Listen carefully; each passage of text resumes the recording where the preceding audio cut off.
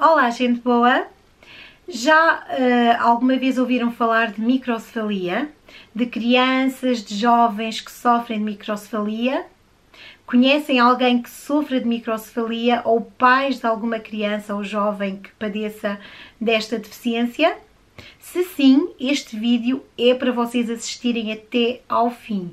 Se não, convido-vos na mesma a assistirem este vídeo até ao final e a partilharem o mais possível, porque a intenção é ir ao encontro de pais, de crianças e jovens com microcefalia e ajudá-los partilhando com eles como tem sido a minha jornada. Antes de mais, o meu nome é Clara, bem-vindos ao canal Gummy Gourmet e hoje vou abrir o meu coração convosco sem qualquer tipo de guião, numa conversa o mais aberta possível e contar-vos como tem sido a minha jornada ao criar 2 filhos com microcefalia. E como é que também a microcefalia surgiu na minha vida. A microcefalia surgiu na minha vida há precisamente 21 anos, a quando da gravidez do meu filho mais velho. Um filho desejado e profundamente amado. Mais ou menos por volta das 16 semanas de gravidez, descobrimos, através de uma ecografia de rotina, que o meu cordão umbilical só tinha uma artéria e que isso poderia afetar o crescimento do bebê. Passei então a ser seguida com mais frequência e às 18 semanas de gravidez, numa nova ecografia, descobriu-se não só que o bebê estava todo ele mais pequeno, mas que havia alterações na morfologia da cabeça do bebê. Portanto, o perímetro cefálico do menino estava dentro dos valores normais, no entanto, o diâmetro biparietal, que é a medida que vai deste lado da cabeça a este lado, esta medida de um lado ao outro, estava a baixar de percentil. Embora o perímetro cefálico do bebê estivesse no percentil 10, às 18 semanas de gravidez, o diâmetro biparietal estava já abaixo do percentil 5, o que preocupou os médicos. A minha obstetra, entretanto, mandou-me fazer uma nova ecografia, num local onde havia realmente aparelhos, os mais recentes que existiam na altura, aparelhos bons, de melhor qualidade até do que aqueles que ela dispunha na maternidade, e eu fui. Nessa altura fizeram um ajuste no tempo de gestação, acharam que eu não estava tão avançada quanto eu dizia e que o bebê era realmente bastante pequeno e que tinha uma cabeça pequena.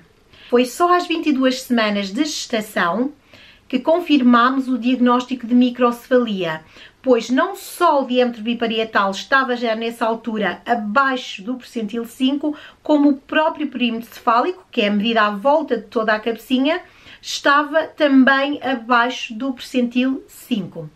A partir daí, que é no fundo o percentil mais baixo que aparece em todos os gráficos de crescimento de bebés. Portanto, a partir daí começou uma caminhada que mudou por completo a minha vida. Transformou tudo, mudou muitas coisas, mudou muitos sonhos e que ficaram por realizar e trouxe muitos outros que eu jamais sequer sonhei poder sonhar um dia, passando o pleonasmo. A descoberta de que se está à espera de uma criança diferente é só por si um turbilhão de emoções, uma dor profunda, Eu acho que não há coisa pior que se possa dizer a uma grávida, que é: o teu bebê não é normal, o teu bebê é deficiente, o teu filho vai ser deficiente profundo. E foi isso que me foi dito às 22 semanas de gestação. A partir dessa altura eu comecei a realizar ecografias a cada 2 semanas, para o final da gravidez já semanalmente, e realmente o diagnóstico confirmou-se, o bebê crescia pouco, era todo ele pequenino e a cabeça não acompanhava de forma nenhuma o crescimento do corpo. Entretanto, às 30 semanas foi-me proposta a interrupção da gravidez. Os médicos reuniram comigo na maternidade onde eu era seguida e disseram que o meu filho nunca ia andar, nunca ia falar, nunca se ia conseguir sentar como os outros bebês, nem caminhar e nem tão pouco comer por mão própria. O perímetro cefálico do meu filho era de facto muito abaixo do normal, embora as ecografias mostrassem uma estrutura cerebral semelhante ao normal, mas em miniatura. Aparentava ter todas as curvinhas que um cérebro deve ter, embora os lobos frontais fossem ligeiramente ainda mais pequenos. Tudo indicava que ia ser uma criança muito limitada e profundamente deficiente, sem sabermos sequer quais seriam as implicações a outros níveis. Ainda assim, o meu amor pelo meu filho era tão grande, mas tão grande, que eu decidi que não ia abrir mão dele, que o queria comigo para sempre, independentemente de todos os desafios que daí adviessem, que independentemente de tudo o que eu tivesse que mudar na minha vida, de tudo o que eu tivesse que deixar para trás, para me dedicar inteiramente ao meu filho. E decidi seguir com a gravidez em frente.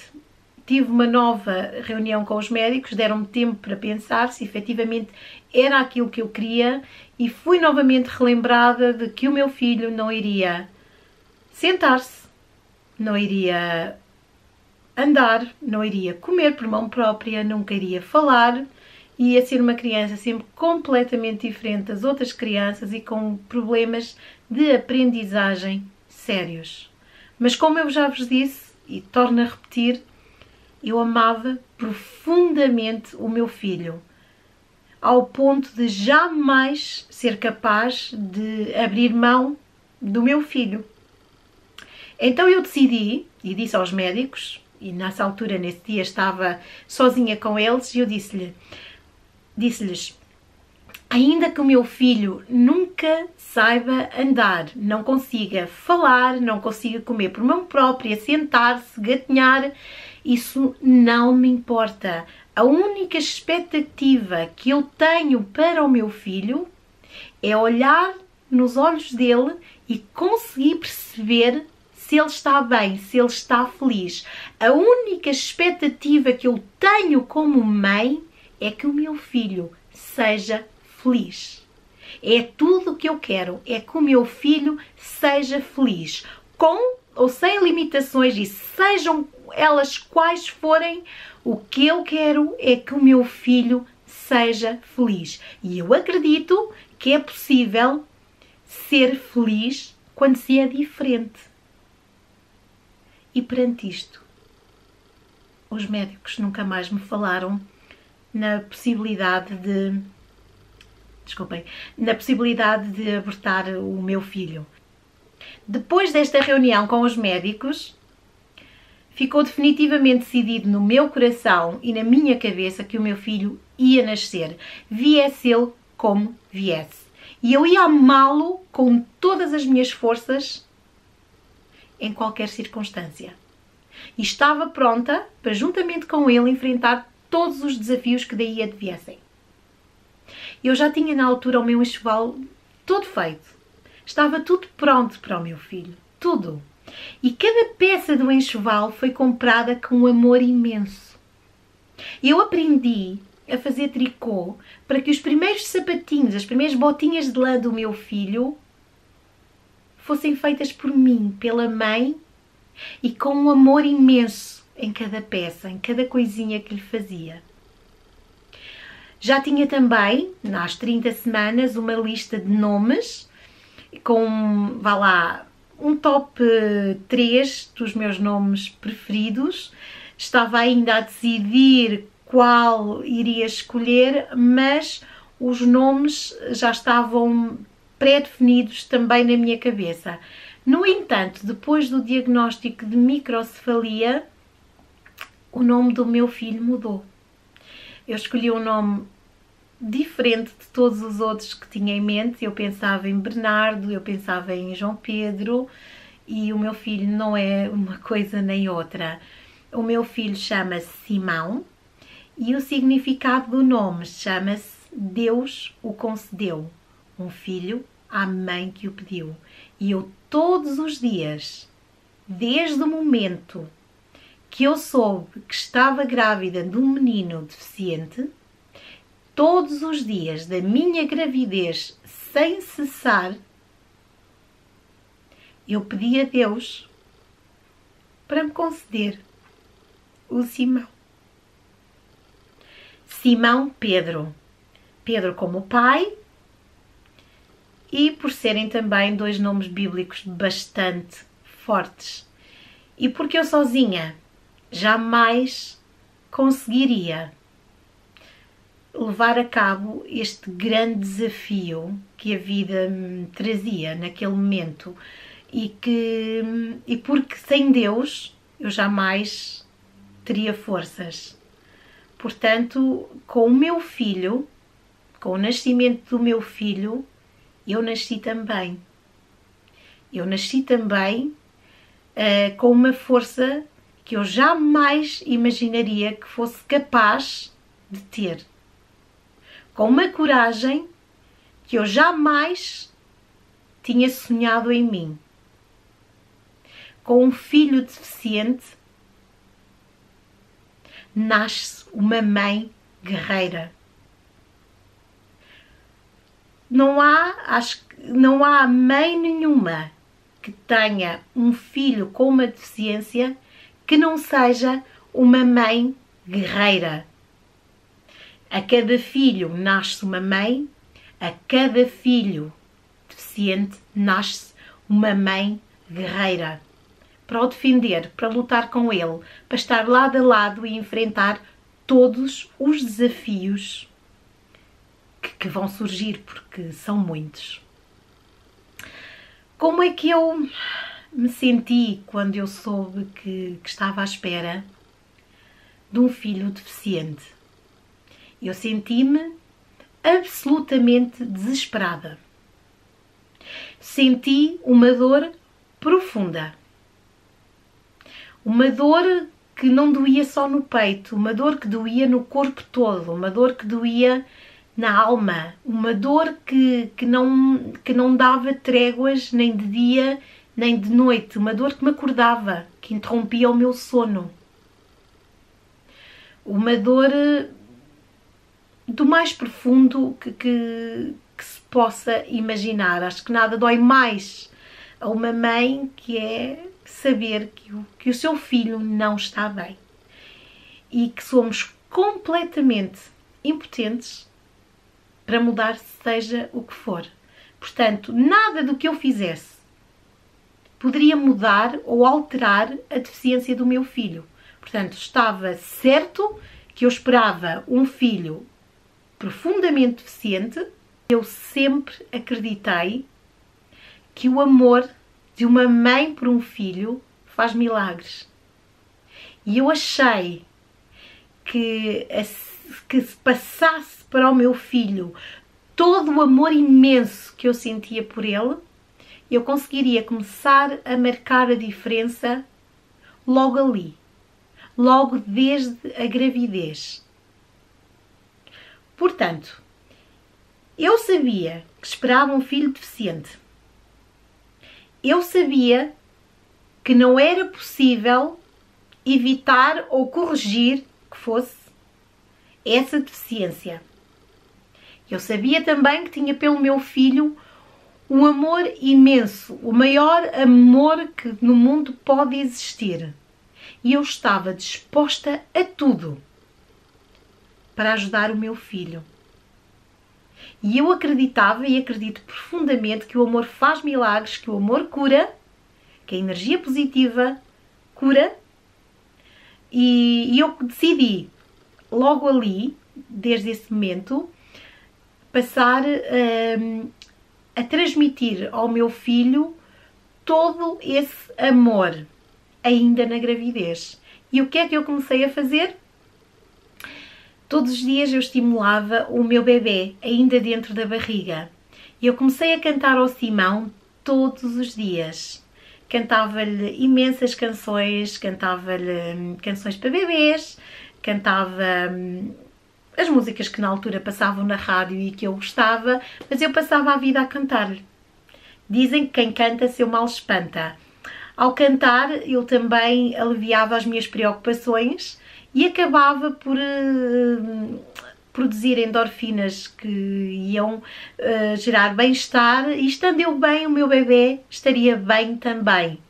E eu preocupei-me muito em estar bem, em estar positiva, em estar feliz e passar boas energias para o meu bebê e interagir com ele. Eu fazia massagens na barriga, muitas vezes quando ele estava acordado e se mexia, e eu tentava tocar, não é? Tocava na barriga e ver onde estavam os cotovelos, os joelhinhos, as mãozinhas. Falava muito com ele, conversava imenso com ele, todos os dias. E assim foi até ao final da gravidez. O Simão nasceu de parto normal, espontâneo, no dia 2 de agosto de 1997. Portanto, vai fazer este ano 21 anos. E tem sido 21 anos de um amor que não há palavras sequer para definir. Não existe amor maior que é este. Não o amor imenso que eu tenho pelo meu filho, mas também o amor que este meu filho tem por mim, que não existem no mundo palavras suficientemente capazes de expressar o amor que ele tem por mim, que é absolutamente incrível. Como eu já referi, o Simão nasceu de parto normal no dia 2 de agosto de 1997, pesava apenas 2,650 kg, media 46,5 cm e de perímetro cefálico tinha apenas 28 centímetros, quando o mínimo normal para um bebê da mesma idade gestacional seriam os 34 centímetros de perímetro cefálico. Portanto, o Simão nasceu apenas com 28. Para despachar a nascer foi um parto muito fácil. Não estive sequer 1 hora na sala de partos para ter o Simão e com 2 puxos o Simão nasceu. E nasceu cheio de garra, cheio de vida e a levantar logo a cabeça, o que espantou toda a gente. Com um olhar muito vivo, com reflexos de sucção muito bons, o Simão pegou logo no peito, não causou problemas nenhuns, foi facílimo amamentar o Simão, mamava regularmente, aliás 9 vezes por dia eu tinha que amamentar o Simão, e o índice de apegar dele logo a seguir ao parto foi excelente, teve 9,10. Os reflexos dele eram muito bons e a única diferença entre ele e outro recém-nascido era precisamente o tamanho da cabeça. Os rins demoraram um nadinha mais a funcionar do que é normal. De 24 horas de vida, o Simão teve que fazer uma ecografia renal para ver se efetivamente a função renal estava a funcionar bem, e durante a ecografia ele decidiu fazer xixi, portanto estava tudo bem, a ecografia não mostrou anomalia nenhuma.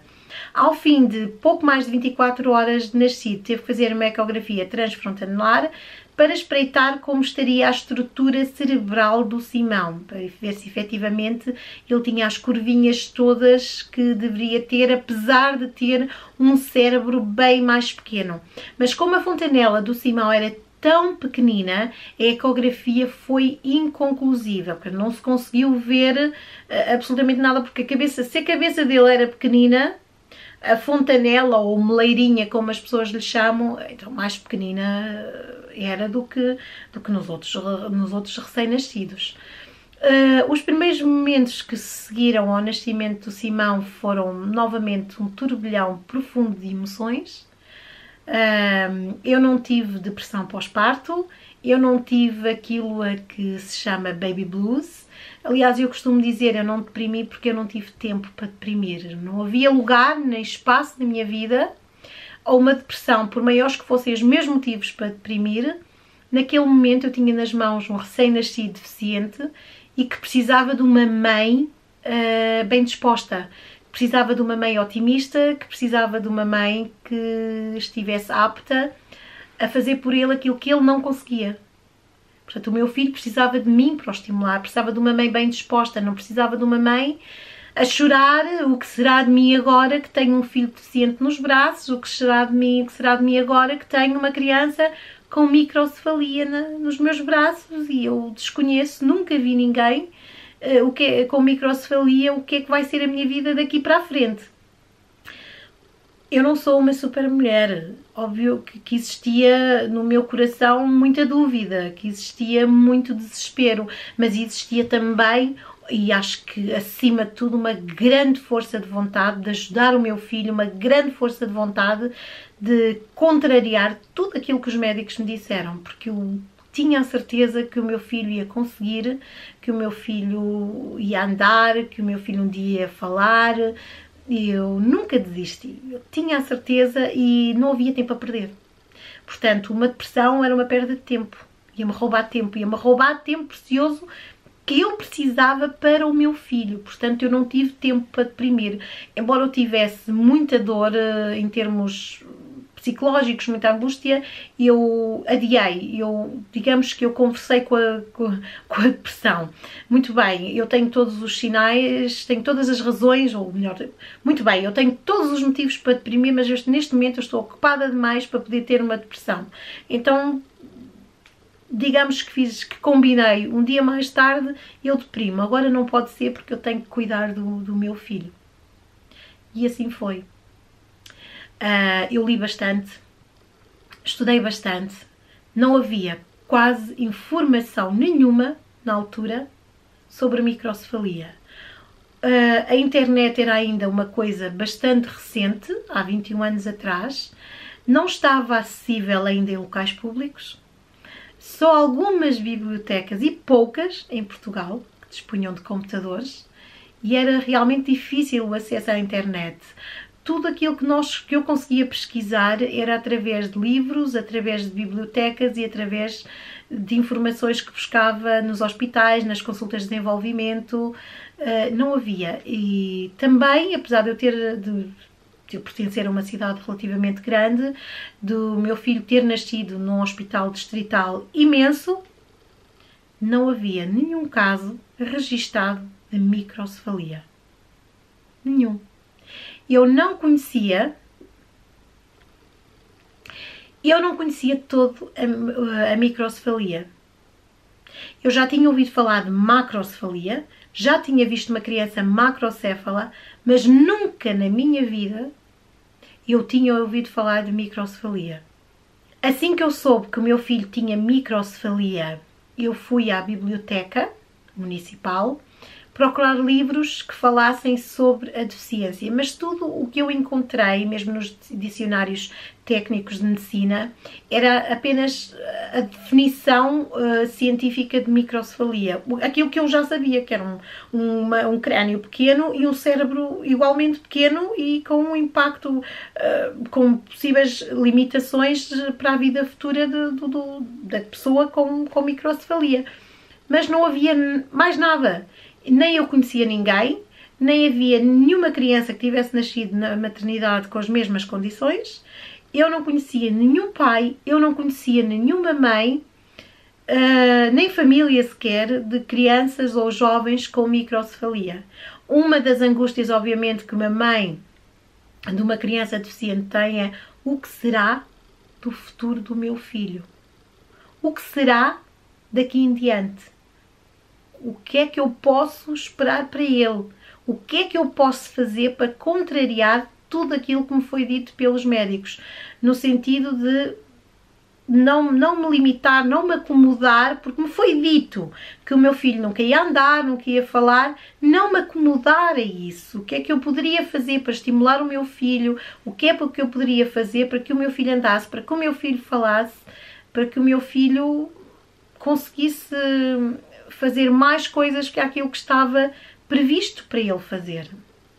E não havia nada. Não havia nada. Eu não conseguia encontrar ninguém. O YouTube nessa altura não existia. Já se comunicava por e-mail, mas pouco. A tecnologia não era de modo algum aqui agora. E eu vi-me completamente sozinha, com um filho deficiente e sem ter qualquer informação de como o futuro poderia ser. Eu tinha uma previsão, tinha, digamos que tinha aquilo que os médicos diziam que iria acontecer, mas aquilo que os médicos diziam que ia acontecer não era aquilo que eu queria ouvir. E eu queria escrever esta história de uma forma diferente.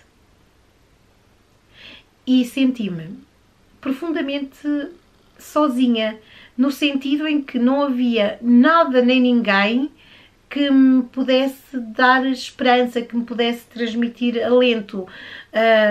As pessoas que me rodeavam diziam: deixa lá, não vais ver que não vai ser nada assim. Mas eu percebia que as pessoas diziam aquilo só para me consolar, as pessoas diziam aquilo só para que eu não me entristecesse porque o meu bebê era deficiente.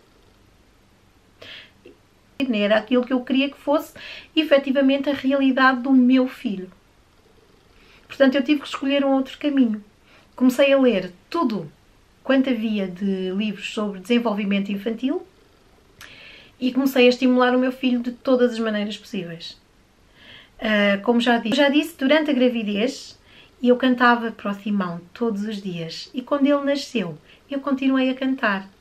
Eu fazia massagens para estimular as perninhas, os pezinhos, os bracinhos.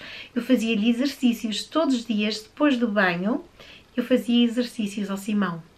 Eu não perdia, era um momento mágico só meu e dele, e estimulava-o muito. Conversava muito com ele, dizia-lhe todos os dias o quanto eu o amava e continuo a dizer, eu acho que o amor faz milagres. E o Simão foi o meu primeiro filho, mas foi também o primeiro neto dos meus pais e o primeiro bisneto de todos os meus avós. O Simão foi uma criança profundamente amada por toda a gente, não foi só por mim. O Simão teve a grande bênção de ser acolhido numa família que o amou e aceitou tal como ele era. O Simão foi também para o pai dele o primeiro filho. Foi também para os avós paternos o primeiro neto e para os bisavós paternos o primeiro neto. Foi igualmente amado pela família paterna. E esta onda de amor que se gerou em torno do Simão, eu acredito que foi muito, muito importante para todas as conquistas que ele fez ao longo destes 21 anos. Porque eu creio que sem este amor tão grande, que gerou toda esta energia positiva à volta do Simão, que ele jamais teria chegado onde chegou. O amor cura, de facto. E o Simão teve a sorte de ser profundamente amado por todos quantos o rodeavam. E era impossível não amá-lo. O Simão era um bebê muito feliz. Muito feliz. Era um bebê que se ria para toda a gente. Era um bebê com o qual toda a gente se encantava. Um bebê diferente, mas um bebê muito simpático, um bebê muito feliz, do qual era impossível ficar-se indiferente ao Simão.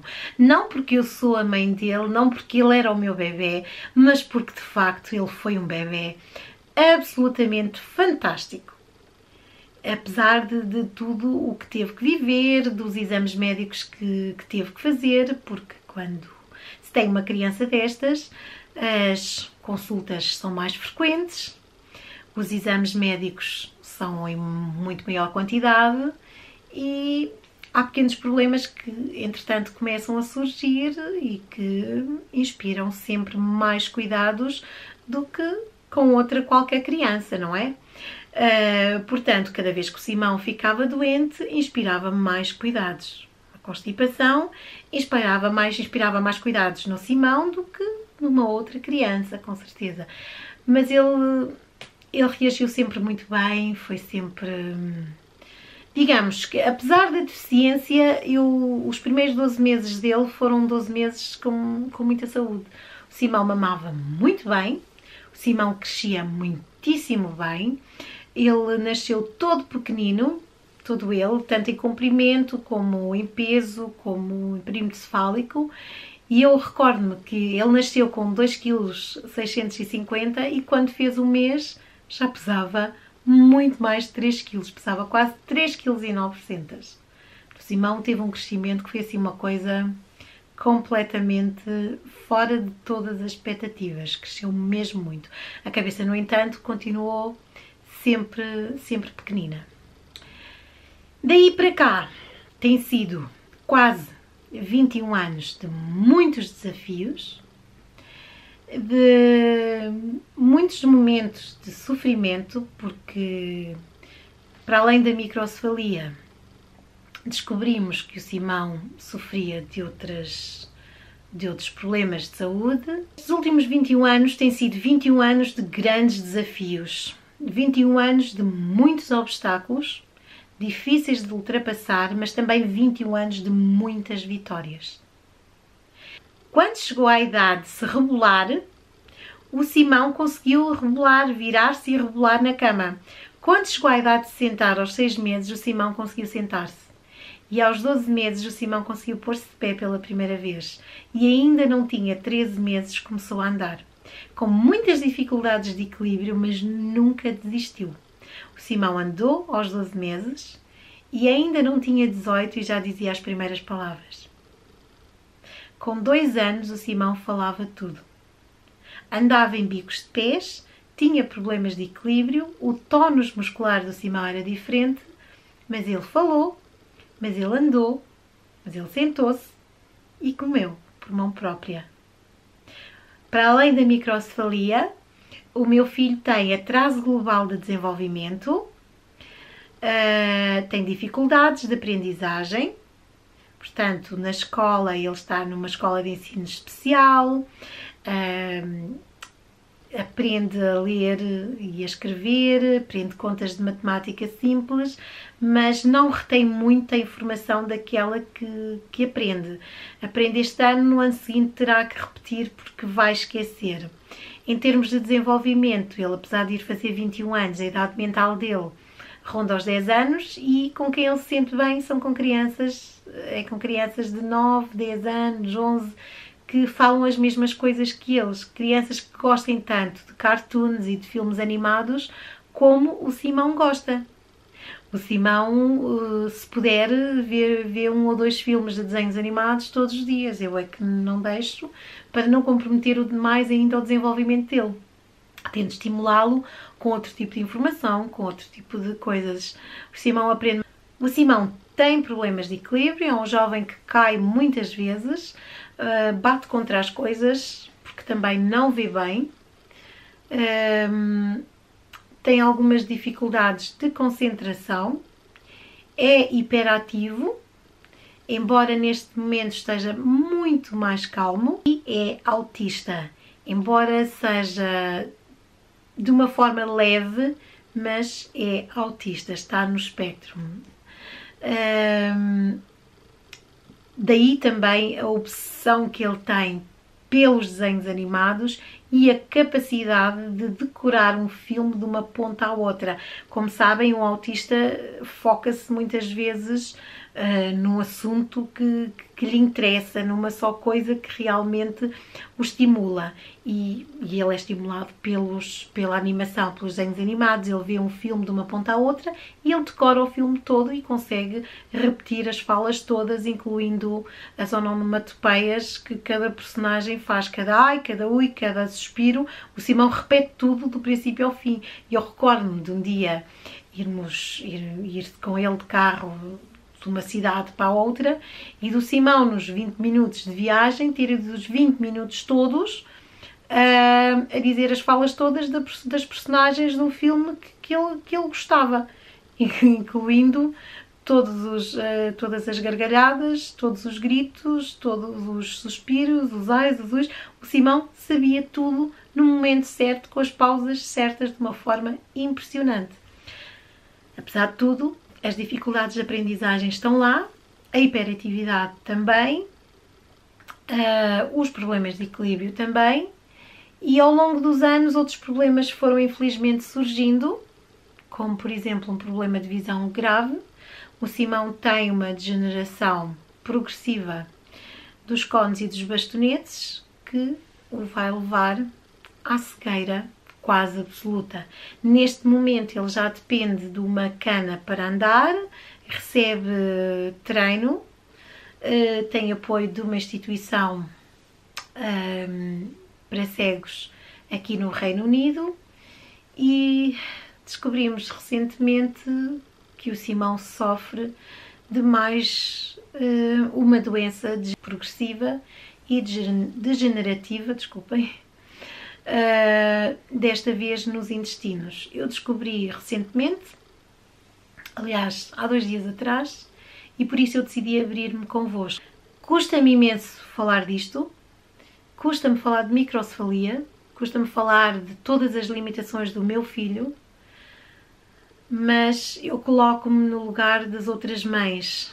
Embora para mim fosse mais confortável continuar quieta e calada no meu canto, quando eu olho para trás, para a pessoa que eu era há 21 anos atrás, eu seria extremamente grata se pudesse encontrar alguém disposto a abrir-se e a contar e a partilhar todas as experiências como mãe de uma criança ou jovem nesta situação. Como eu referi há pouco, eu acho que uma das coisas mais terríveis que me aconteceram foi terem-me tirado a esperança.